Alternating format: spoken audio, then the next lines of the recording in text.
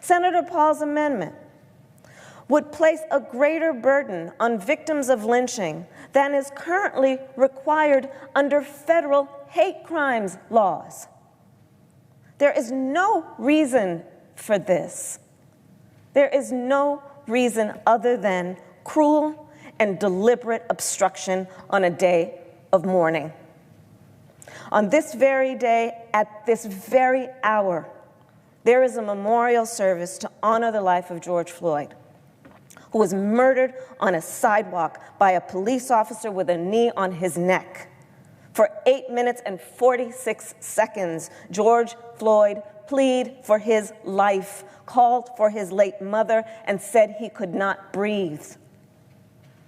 The pain experienced not only by that man, that human being, and his family and his children, but the pain of the people of America, witnessing what we have witnessed since the founding of this country, which is that the Black lives have not been taken seriously as being fully human and deserving of dignity. And it should not require a maiming or torture in order for us to recognize a lynching when we see it, and recognize it by federal law and call it what it is, which is that it is a crime that should be punishable with accountability and consequence.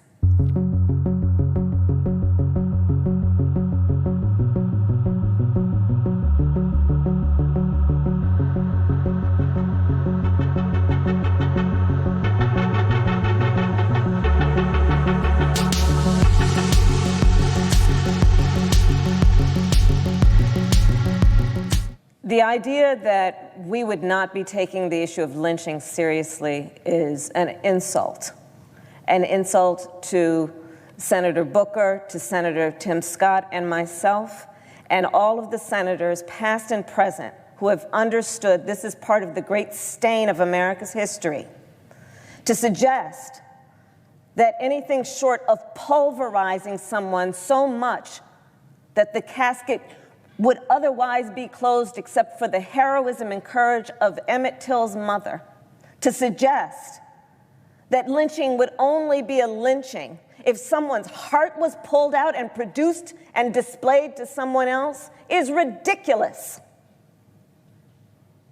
And on this day, the day of George Floyd's funeral, on this day, a day that should be a day of national mourning,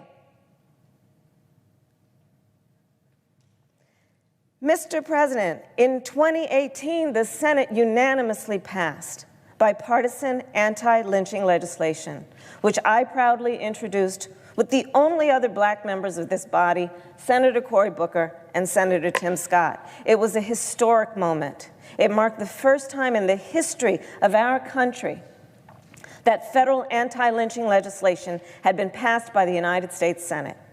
It passed again by unanimous consent in 2019. So it is remarkable and it is painful to be standing here right now, especially when people of all races are marching in the streets of America outraged by the hate and the violence and the murder that has been fueled by racism during the span of this country's life. And America is raw right now. Her wounds exposed. Raw from the fact that in the history of our country, Black people have been treated as less than human. I stood here with Senator Booker when we first proposed this lynching law. And we talked about the pain and the history of the pain of this issue in America. And the fact is that the country is raw because America has never fully addressed the historic and systemic racism that has existed in our country. And our bill in its current form is an opportunity. It's an opportunity for this body